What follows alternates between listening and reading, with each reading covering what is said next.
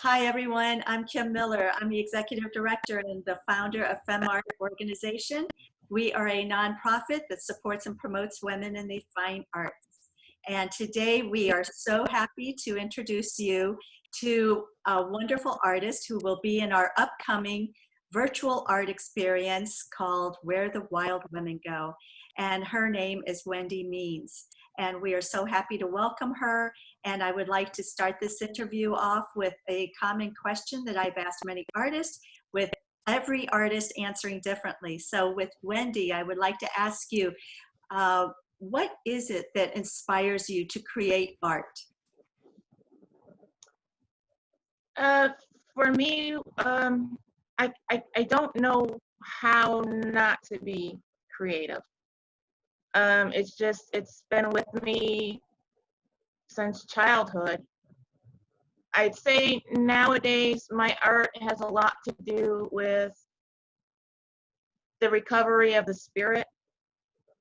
All of my artwork has, I love the number 3, and all of my artwork has like at least 3 guiding principles. Usually I start with just the physical realm, the domain and world, and then I add an emotional aspect to it, and then I go a step further into the spiritual.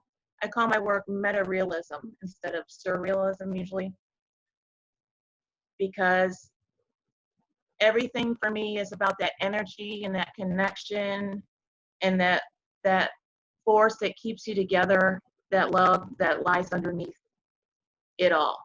Ugly, beautiful, whatever, that force is always there to kind of guide me and see me through, and I believe it's there for everybody. Wonderful. Very nice. Along with that spirituality, I love that and the energy, and I can relate to a lot of what you have just said. That's really beautiful. And I haven't thought of it in threes, but everyone knows that's in the arts that we like the odd numbers. So the Oh, three. I did not know that.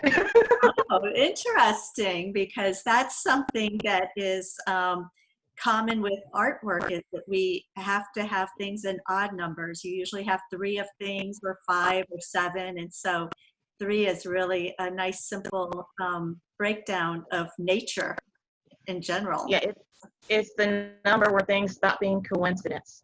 Yes, yes, which is wonderful. I would like to ask for the next question. We are a local organization here in Jacksonville, Florida.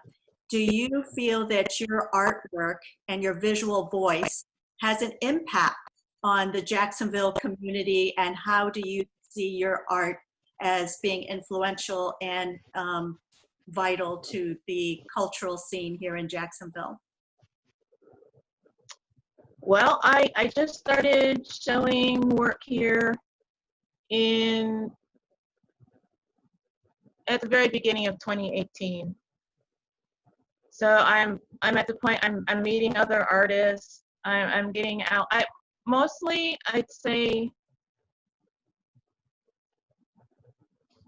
the scene helps me.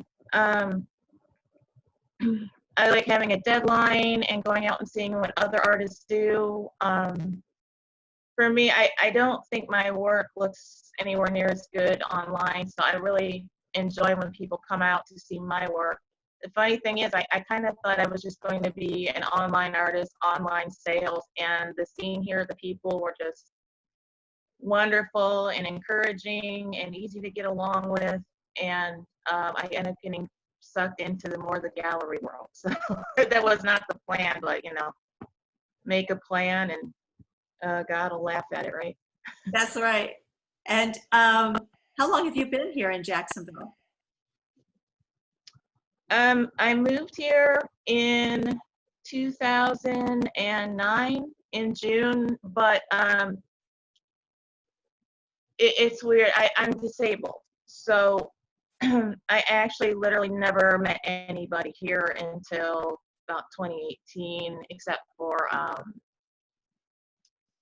just one person, and I married him and divorced him.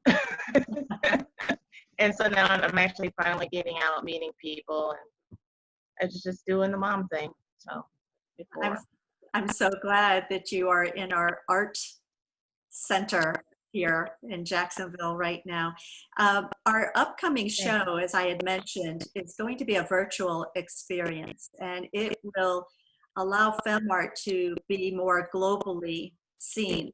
So the importance of women's visual voices globally has really grown our organization much stronger and much more widely seen throughout the world. Can you tell me how you believe your art will be received globally and how you feel that your artwork is important to have a visual voice out there? Like, what is it that will make people in Italy and China and all over the place to see your art and to be influenced by it, or to see something about the United States or Jacksonville, Florida?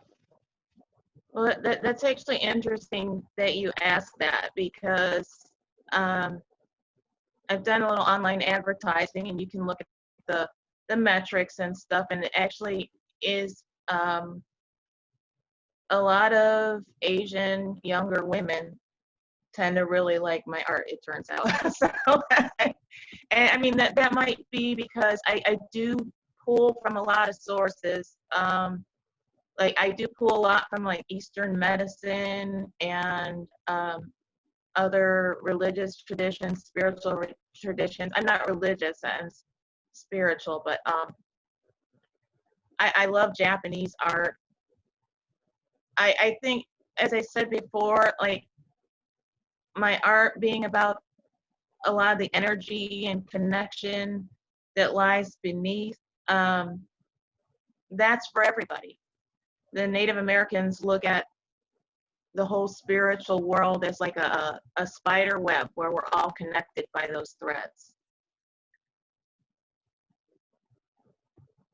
That is really important. I personally love to explore the different cultures throughout the world, and one of my favorite cultures is the indigenous people of this country in Canada.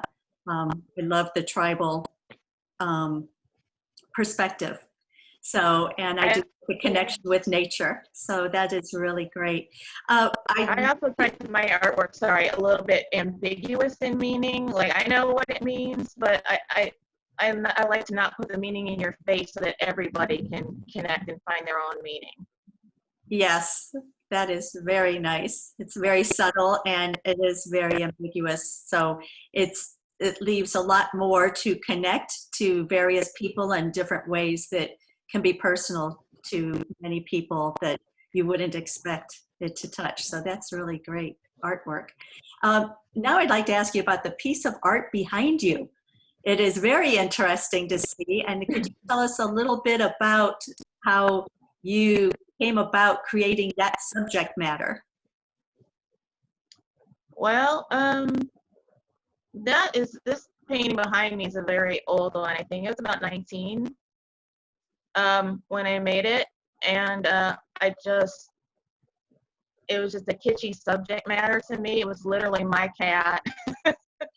He went into the toilet to drink, and I ended up sketching it and doing it. I actually took a hiatus from art for almost 30 years because, as I said, I'm disabled, and it's very painful physically for me to do art. And I had stepped back for a long time. So that's actually one of the last paintings I had done before we got up to 2018. That's interesting that you bring up your disability and the pain of creating art, because Frida Kahlo had a very similar experience with pain, and Yeah. art became her kind of therapy and kind of outlet to express a lot of her pain. Do you create any work that goes into the pain, or is it more of just Absolutely, because I don't really like to talk about it, and I don't like to whine, and I don't like to be a victim. And so usually, instead of telling people all about my disability and what I go through, I do it pictorially.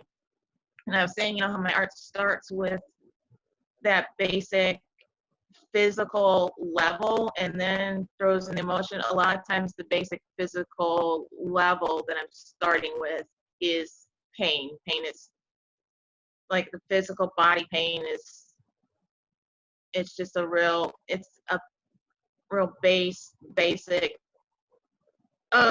thing that I start with before I build into the, okay, well, how did I get out of this? And then go to that spiritual level with how I'm coping with it. But yeah, a lot of my work is actually, you wouldn't guess it, but yeah, it does start with. Interesting. You and Frida. Who knew? I would like to close. I could ask you more questions because I would love to explore more into your methods and everything. But for future shows, I look forward to having more interviews with you and learning more about you. You're so fascinating, and I have learned a lot about you in this short interview. But I also have one more question for you regarding the beverage of your choice, so that when you are getting ready to create art, is there a special beverage that you like to have, whether it be coffee or tea or kombucha? Or what kind of beverage do you like to have when you are beginning your art process? Well, I actually, part of my condition is I deal with some brain fog. And so I start with coffee and my old beat up, you can hardly read what it says anymore. I'm a Cleveland Browns fan, believe it or not. So I'm from Cleveland originally. And so I grab my old beat up cup and I start with a couple cups of coffee to get the brain moving, get the body moving a little bit. And then there we go. Thank you, Wendy Means. Thank you so much for your time and for a great interview. I want to thank you for being a really important artist here in Jacksonville and going global. Thank you so much. And we look forward to seeing your work in our upcoming show, Where the Wild Women Go. Cheers. Good to see you again. Thank you.